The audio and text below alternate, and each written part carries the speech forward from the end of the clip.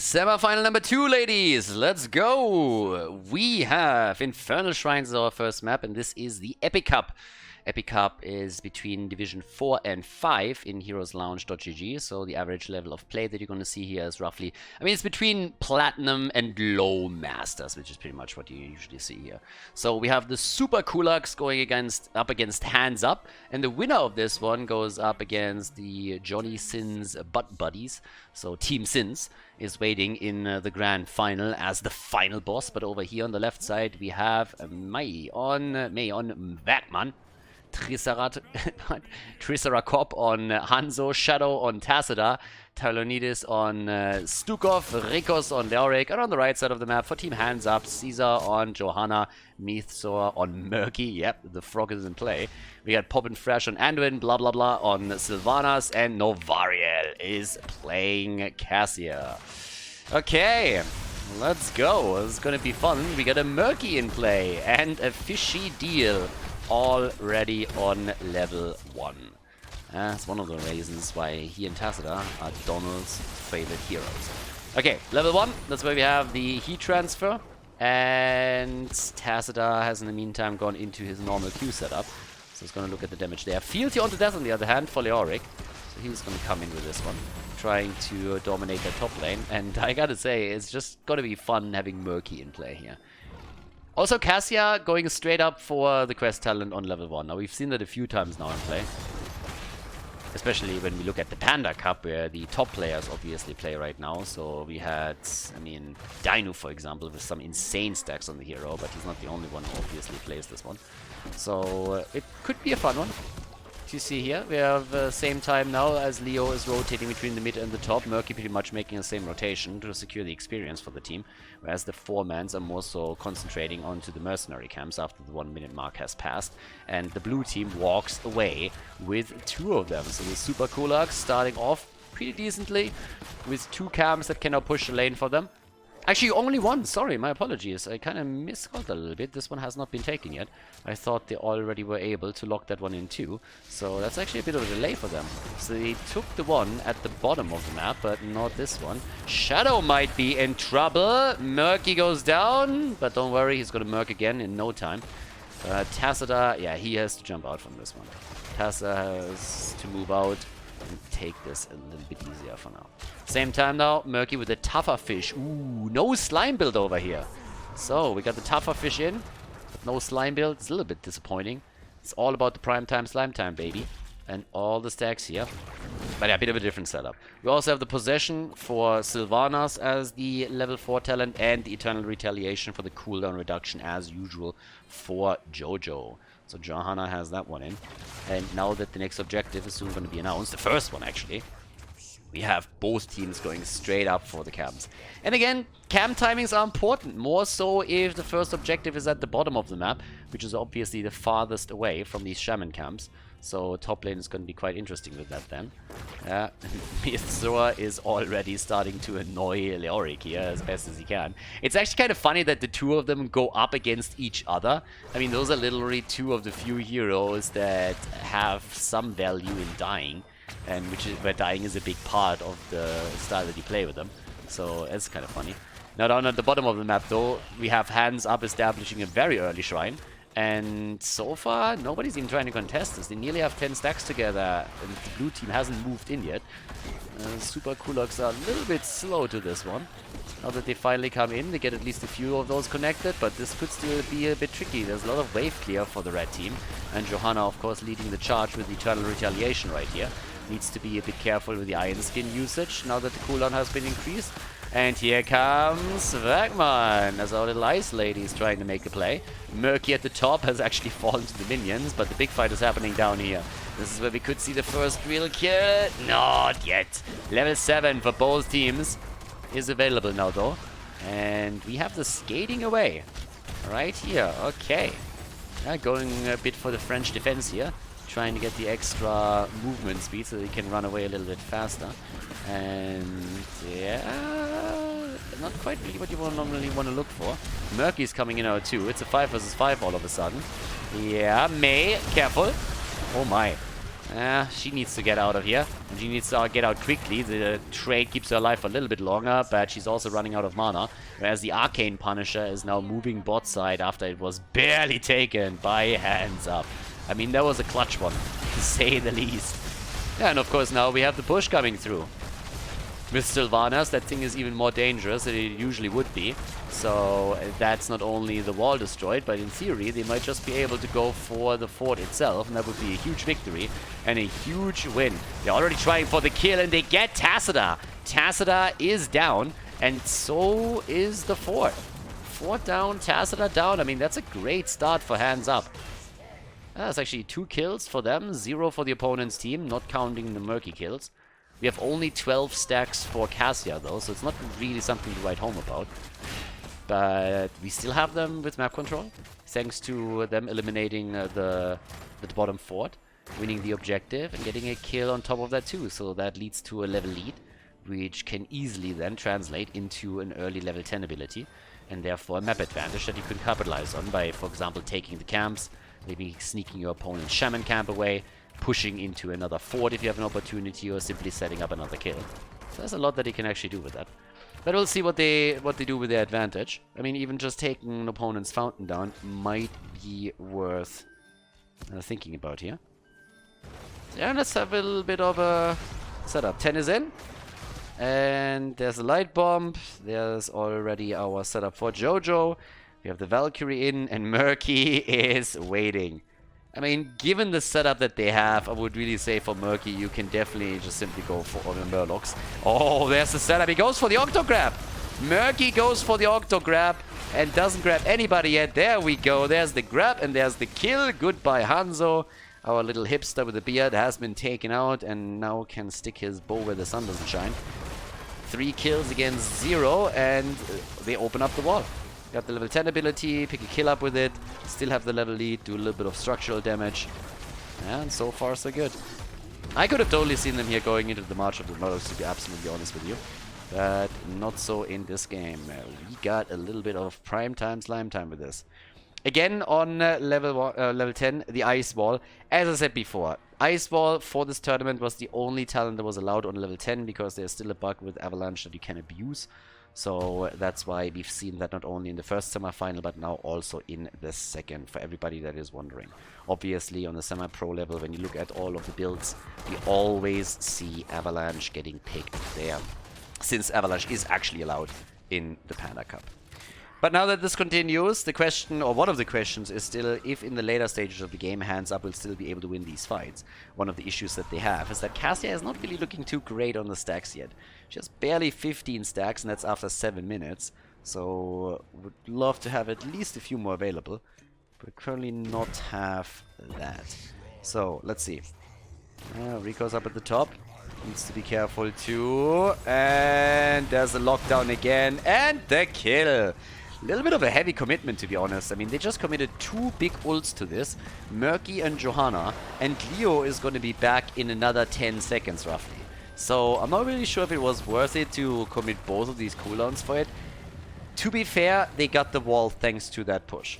So, that's at least something. But the ults are now missing for the objective. And Leo is back already. So, if the blue team is smart, they could have tried to push maybe in, and yes, they have a talent disadvantage, but if you know that 2 cooldowns are still up for your opponent's ults, you can push into that. Now, they're not doing this, and they're giving them more and more time to get both of those ults back up. But they could have, in theory, just tried to force a very early fight and said, like, yeah, screw the level 13 talent. We might not have the level 13, but we know that 2 of their ults are down, so we can abuse that fact a little bit and just simply go for the fight. But they decide against that. They don't want to fight against the level 13, as it seems. So now instead, just simply YOLOing around a little bit and give the second objective up, and Hands Up is about to take it. Mortar Punisher is going to be the next one. Bot side, Hans is going to take this one. Takes the camp for the team, now as they're moving through mid. And keep that Sylvanas factor in mind. Obviously, she can enhance it and push once again. And yep, there comes the jump. And off we go. Another fort about to fall. Unless we have a bit of a miracle defense here set up by Hanzo. He's not going into his level 4 talent, so he can't really do too much damage here by himself. And obviously Sylvanas just chipping in a bit too much. Disabling the structures here is just all that she really needs to do. 4 kills against 0 now. And a very, very solid opening into this game, as mentioned previously. The Super Kulaks don't have a single kill yet. Bait the Punisher over again. Again, I'm always happy when I see this. And some people might think like, that's totally normal. But then you haven't really watched too much Division 7 or Division 6 yet. So every single time I see it actually happen on the amateur level, I'm just like, thank God! People realize how to do that. Ooh, even here we got some NA arrows. Narrowly missing the target. Yeah, there's the wall on the other hand. Okay, can they follow up on it? Doesn't really seem like it. Iron Skin was there. Instead, the team focuses on Murky, and I think Johanna is absolutely okay with that. So Murky is still alive, and Murky is going to be back. Yep, I Murk, I die, I Murk again. And he's absolutely ready for it. Now, mid lane, that's where we're going to have a bit of a poke battle between the two.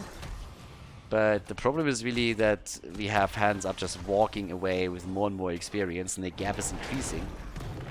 And that's not really how you wanted this one to go. Now, Super Kulaks are actually starting to get more aggressive, and I like that. Now that they know that the next problem for them will be a level 16 talent on the other side, they are trying to be way more aggressive than they previously were, and start to push in, so that's already good. One of the problems that they have is that Murky is doing his thing up at the top side, and nobody's really dealing with it. I mean, Mithra is already sitting there trying to take it down completely. Leo finally moves in. But he's just going to be too late for this. That thing is going to fall. If Murky has to suicide into it once or twice, he's going to do it. Yeah, there's the pufferfish already in, soaks a couple more shots, moves away, but still does enough damage. And once that he makes a commitment again and just drops some abilities, he's going to take this one down easy peasy. Has by now going into the fish oil. We got the rejuvenating bubble on level 13 for him. And at the bottom of the map, another camp about to be taken. Now that level 16 talent is in, how do you actually contest that? There's little you can do. Level 16 talents are in, and, well, there's that. So, with that, we have topside. Mythzor still playing this little battle out, but the fort is about to get dropped, and there we have it. More experience for the team, more passive experience, and even going for Leo with the ult. Might actually get him. I'm not really sure if I would commit my ult for Leo, though, of all heroes, but he gets the kill. I mean, he gets the kill, takes him down. Leo's obviously going to be back soon, TM. And now that they also went topside, in order to help out a little bit, the bottom of the map is heavily dominated by Hands Up, as they are, with the help of Sylvanas, pushing in again for another destroyed wall. And that's actually quite a bit that they can do with this, and it's actually really nice also because they have the cannibal pressure at the bot lane. So that's pretty cool. So at the same time that we have that level 16 talent still being fought over by the Super Kulaks, as they're trying to get their next talent, the red team can easily take their shaman camp and then move towards the shrine. Maybe even a bit late on this. But yeah, damage output, give you guys a bit of an idea. Sylvanas now at 15,000. 14,000 for Murky. Second highest damage dealer in this game, by the way. Stacking the damage up against Leo the entire time. That little battle that they have. Hit him with a fish, baby. Hit him with a fish. But there's level 16. So finally we got the Super Kulaks on level 16 as well. And with that, a potential fight and victory on the objective, because they need to do something right now. I mean, they're 1.5 levels behind. They haven't gotten a kill yet. This is the moment to shine.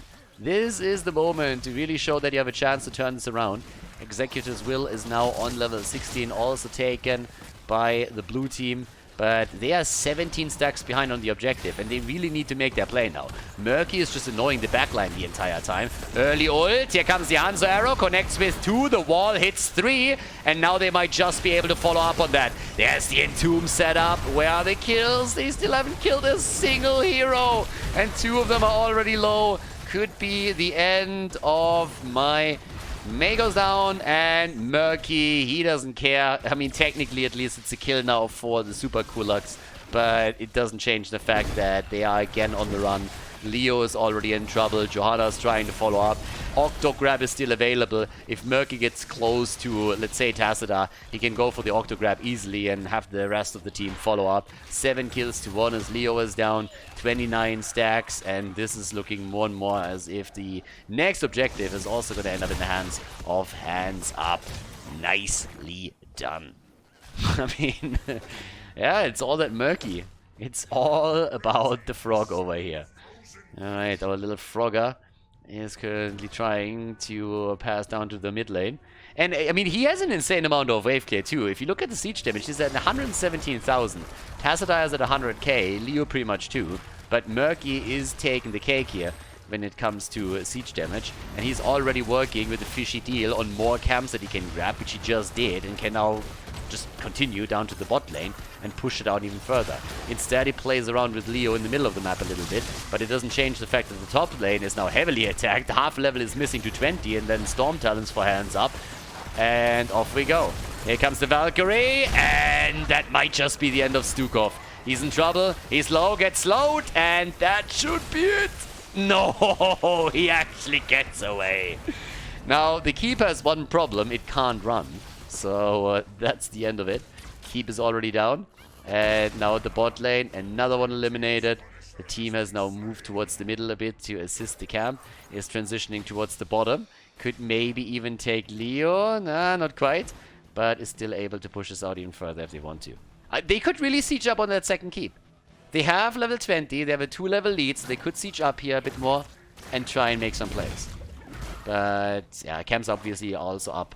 So you can go for them as well, which is pretty much where they are jumping in right now.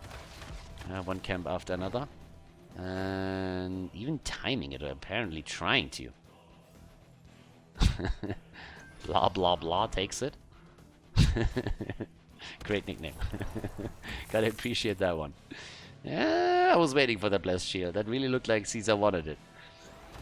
But doesn't go for it quite yet. Okay, instead they're trying to go for Tassadar here. Blessed Shield came out. Here's the Archon. Murky hasn't really committed to the fight yet. No Octo grab yet. Tassadar is down. Murky goes for the Octo. They're trying to go for Stukov with this one. And they might just be able to snag another kill. Murky, no. Let this one slide, but of course it opened up the camp for them. Murky went for the big Tuna Kahuna. Right here. Got the radiating faith on Johanna. And Murky in the meantime is pissing everybody off at the bottom of the map. Mitsu has a great game here. He's having a lot of fun, I can tell you that much. Stacks aren't really all that impressive. I mean, Cassia by now is on 32.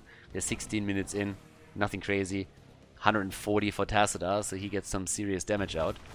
But it's not enough to contest either Murky nor Sylvanas. So 8 kills against 1 still. And the attempt to finally siege up on a second keep as the team is pushing in with everything they have here. Murky actually jumping between lanes a little bit. Could honestly have also played a way more aggressive egg at this point. But yeah, they can try and take another keep down or at least damage it a bit. The next shrine is going to open in the middle. And if Murky, for example, stays at the bottom of the map, then they have to set someone up to deal with it. And that's not going to be easy either way. But here comes the setup with the Valkyrie. That one missed and did nothing. And the walls are now getting taken down. And blue team is in full defense mode. And for good reason. I mean, you can't really go out and fight. There's too much to lock you down too. So you need to wait for your 20. And then you can try and turn it around. And they have a chance to do a bit of damage with it. Shrine is activating now too. Murky. Oh, nice. What a play. Look at Stukov. Good on you. Able to get some value out of his level 13 talent. Gets the violent reaction. Locks Murky down in the lurking arm. And that's an insta-kill. Well done. Now, of course, it just shuts down Murky's aggression at the bot lane. It's not really that it helps you for the objective. The frog is back already and is ready to bubble it up. But now the next objective is spawning, and this could be the end of the game if Hands Up takes it. Super Kulaks, they haven't really gotten any big kills this game, as you can see over here. Nobody died with the exception of Murky, and he doesn't give a wet frog fuck about this.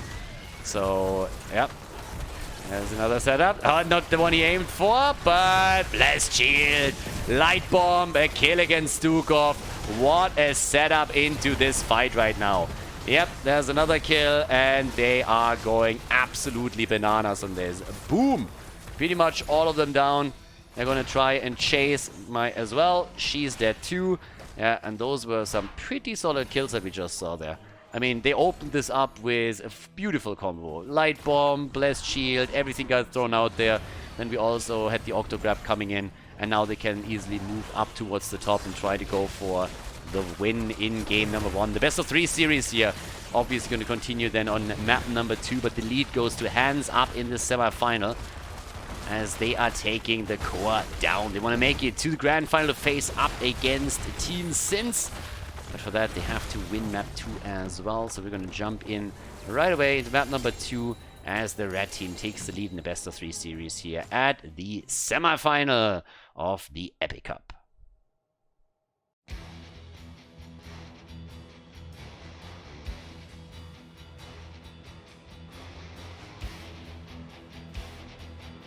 Game number 2, Super Kulaks against Hands Up, and Battlefield of Eternity is the second map. On the left side, the blue team with Triceracop on Liming, Vatman on Imperius, Tylondis on Anna. We got Shadow on Reyna and Rikos on Rexa. And to the right side of the map, Hands Up in the lead in the best of 3 series here in the semifinal with Novariel on Cassia, Caesar on Diablo. We have Mythsaur on Sonya this time. Poppin' Fresh on Deckard Cain and blah blah blah again on Sylvanas. One of the few that was able to stick with his hero. Obviously Cassia also in play again. So yep, let's go. Exterminator on level 1 for Jimmy. Not coming as a shock here. Obviously they're trying to execute some pressure onto the Immortal itself. We got the charged strikes over here for Cassia, so no stacking for her in this setup. And the blue team has to really step it up a little bit in order to make it to the grand final, where Team Sins is already waiting for their opponent. So, top side, we still have Rexa going up against Sonya, as mentioned. But bottom of the map should actually be a little bit more interesting here. The lunge missing! Alright, that one was a bit unfortunate. Couldn't really get anything done here. We have in the meantime Vagman nearly falling. He's in trouble, but he makes it out. Yeah, that could have been... honestly, that could have been the first kill. Him turning around again and just like taking another glimpse there was a bit awkward, and I would have not been surprised if that turned out to be the first kill here in the game. But yeah, not quite what happened, so we'll see. For now though, what else are we gonna get here? We have, at this point, Diablo getting a little bit beat up. Diablo actually might fall here. Barely gets away. Also, thanks to the globe that he just got towards the end of that fight. But still, that got awkward quickly. Now we're looking at the camp that both of them are trying to take here. I mean, again, you have a Li Ming on that side, so there's always the danger. You know that Li Ming just simply comes in, gets the reset, and then comes in for another combo. Ana together with this, by the way, so it's a really good combo for the team fights later on in the game. And something where Li Ming can definitely excel. But they need to get those kills. So if you soften the targets up with Jimmy a little bit, and then Li Ming comes in and connects it, you're good to go. Imperius is the main tank. Obviously not really a big surprise there either. We see more and more in that exact role. But he is a bit too far out, and he gets punished for it again. Caesar comes in with Diablo and just shows absolutely zero remorse and no hesitation at all. And follows up with the rest of the team as the towers are zoning in on Imperius to get kill number 1 in this second game. Camp, on the other hand, has been taken by the blue team, so they at least got that. Hands Up, now, on the other hand, is now apparently eager to get the top side. Nobody's making a rotation here, though, so this is a little bit telegraphed. Rexa should sniff this one out super easily. I mean, he can literally just send Misha towards the top. And he's not doing that. Instead, they are sending Shadow up top side. But if he doesn't hurry up, no, they're going to get this one. Mythsaur is just slow. Again, this is a way too risky play. Nobody making a rotation, and now Sonya might even fall. That was just way too greedy. This was literally one of those plays, again, where you just hope that your opponent is stupid and that they don't realize what's going on. So you're literally hoping that your opponent is just bad. And someone has to rotate over if you want to make that play, or the camp is just getting stolen away exactly the way that we just witnessed here. So that's a bit unfortunate for them. Rexa has also committed to the Hunter-Gatherer as his level 4 talent, so that's obviously talent that on this map is a bit harder to stack unless you win the objective reliably and walk away with the 2 extra globes. But since you can't rotate between lanes to get globes for your hero, it's going to be a bit more tricky. Good lunge, connects, but there's no follow-up. Nobody's here for this. And that's a halftime show. Halftime show is about to be taken, and well, there we have it. So they are able to lock this one in. Blue team is a little bit ahead on the objective now. This is really where especially Jimmy, of course, is able to help you out like a lot. But you need a bit more than that if you want to win that game. You need to take that thing down completely. And that's going to be a bit more tricky, as we have all of a sudden hands up trying to make a play on the right side. But the blue team is finally moving in to finish what they started here. Only question is, can they actually do it? And indeed they can. 50% for the red team is allowing them at least to reduce the shield a little bit. But off we go. There's the push. Wagman, careful. Recourse is in. And this is also there. Mid-throw up at the top. Still 6-6. But the push of the Immortal comes to the bot lane now first. Now, we're looking at level 7 talent soon, but since both of the teams are even in experience, nobody should really have an advantage over the next objective. Dominance as a level 4 talent for Li Ming is going to allow her to sustain herself through aggressive plays with Calamity after she takes the level 7 talent, thanks to the victory on the objective. Rexa has also some additional stacks towards his level 4, as mentioned previously. So that's another one. And here we have the push towards the wall. Wagman again in trouble, and he goes down once more. Every time he goes toe-to-toe with Diablo, he is getting punished, and he is suffering for it. Happened multiple times now, and it's becoming a bit of a problem. Both of the kills were against Imperius. He's just not safe enough there at the front now. On the other hand, Li Ming now with Calamity, so this is really where her build starts to pop off a little bit. Once she has 13, it's going to be even better. But they're trying to go for another kill. Dibbles at the front is hoping for the wall stun, doesn't get it just now. Sleep Dart hit Cassia. That slowed her down a little bit. But they take the camp now. And especially with Sylvanas in play, you always have to remember that when they win an objective and they take an Immortal, they will be so much more dangerous here. There's the flip, there's the wall stun, they take the objective. And they want to go for Imperius again. And Imperius! Oh, he goes down once more. All 3 kills against Imperius. He was taken down 3 times already. He's really the punching bag at this point of Team Hands Up. So, yeah, this is tricky, to say the least. He's having trouble here. He needs a little bit more help, or just needs to not go in that deep. Quest is completed now for Dibbles, 556 in, so he has the revive if it comes through. But let's have a bit of a look over here. Shadow is there. And they're trying as a 4-man now to push through the bottom. They're still close in experience, so it's not quite on the same level, but maybe level 10 would be a problem. With 20 seconds left, if you soak both of the lanes reliably, you get your camp. What time is that actually up? 43 seconds. Ooh, they took that late. So now they have to be careful at the bottom of the map. Let's see what they can actually do with this one. Okay, here we go. Kill attempt against Shadow. Not really working out. But they saved the fort. And half a level until 10. This is very likely an objective for Hands Up. They are close. If they get the heroic ability, they should be able to force either a fight or at least take the lead on the Immortal. That's exactly what they're looking for right now. And Novaria goes deep for this one. There's another wall stun. Imperius has to be careful. Level 10 abilities are soon ready. There they are, actually. And Mythsaur on his Sonya has already started to move in. Apocalypse, Valkyrie. We got the Wrath of the Berserker. They're trying to go for Rexa. The wall stun, the Apoc. And that is a kill. Yep. Rexa down. Misha down. And that's a halftime show victory. As at least the camp on the left side is taken by the Super Kulaks. Well, someone has to actually finish the Immortal at the top side and drop it down to 50. Yeah, they shouldn't have wasted any time there. It allows the opponent to potentially catch up in experience again. I don't think it's going to be a problem here, since Rex is just now coming back. But level 10 is now ready. But I think they're a little bit too late to do anything about this. Bot lane Ford, then again, is also getting attacked. Yeah, I like it. We get the wave of force. On the amateur level, you see a lot of disintegrate, unfortunately. So here in Division 4 and 5, wave of force play. So way down the normal build that we have for her. And we get Bestial Wrath. Alright. We are going full bear mode over here. The fort has fallen on the other hand, so that's a problem. Fort down. 4 kills against 0 in total. And now the push with the Immortal down to the bottom of the map. And Red Team should be ready for this one. They want to get the fort together with it, but they're a little bit late actually, so those shields are going to fall quickly. Oh, that stun hurt on the other hand. That was extra time that he could have had to get some additional hits in.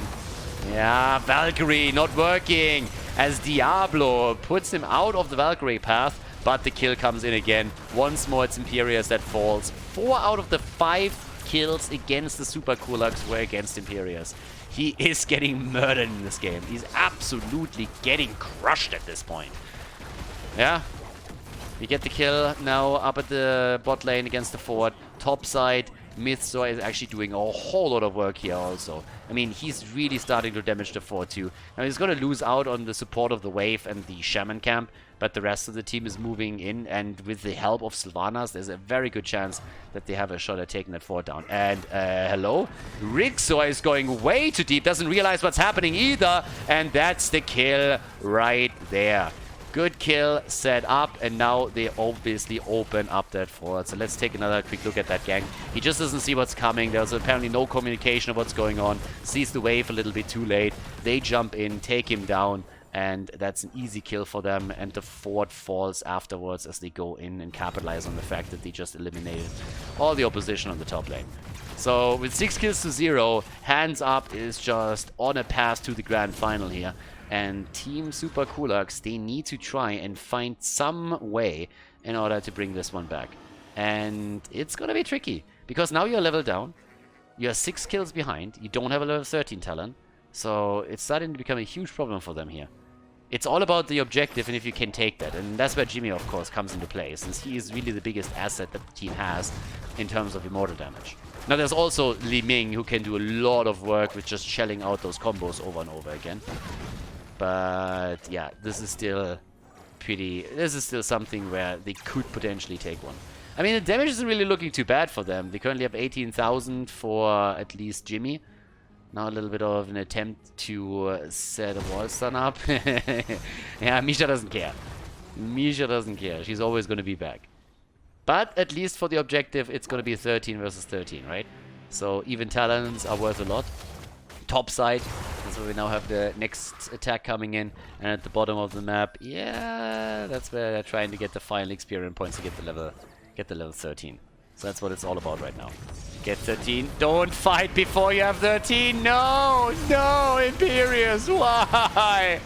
Why? That's not how we do it. That's not how we play that. No 13, and he goes into the choke point against 5. Oh, that was unfortunate. If they wait just a little bit longer, they have maybe a chance to take an even fight.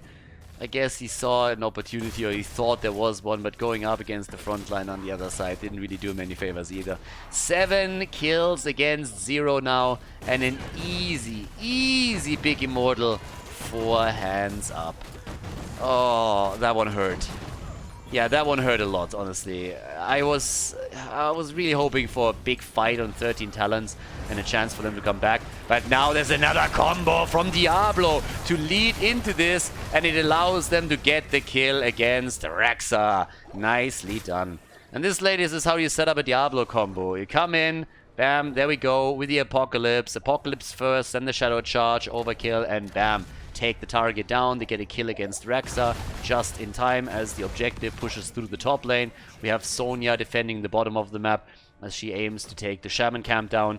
And since Rexa is going to be down for another 8 seconds, they have all the time in the world to at least break through the wall. Getting the keep, that would be a bonus. But let's see what else they can do here. The problem, of course, for Hands Up is they don't have Sonya with them. So now it's a 5 versus 4 now that Rexa is back on the map. So that's the problem. But the wall should at least fall, and there's a level 16 talent now for Hands Up, since Sonya gave them the extra experience through the bot lane push. And she's transitioning topside now. So she's moving topside, Sylvanas comes in and easily disables the forward. This might just be lights out. Hands Up is on their way to a potential victory. Do they try and push the Immortal even deeper? Do they look for the kill now? Ults have been used with the exception of Sylvanas. Well, Sylv just YOLO'd the arrow out too, and is able to get away. Nice stun, double stun. Caesar beasting it at the front. This was Jimmy. Reina is down, and all of a sudden we might see the core fall to Bergman. He is trying to survive here, but that core is falling. Sonya is already on it, and very likely a 2-0 victory is coming through now for Hands Up. They want to go to the grand final of the Epic Cup. of the end-of-season tournament of Division 4 and 5, and they're taking their opponents down with a 2-0. Don't have to play through a third map, and will end up playing in the grand final against Team Sins.